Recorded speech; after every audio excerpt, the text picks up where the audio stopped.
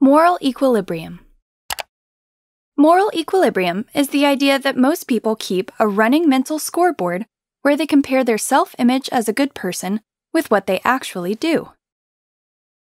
When we do something inconsistent with our positive self-image, we naturally feel a deficit on the good side of our scoreboard.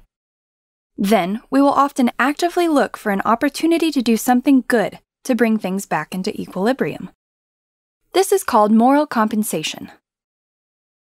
Conversely, when we have done something honorable, we feel a surplus on the good side of our mental scoreboard. Then, we may give ourselves permission not to live up to our own ethical standards. This is called moral licensing.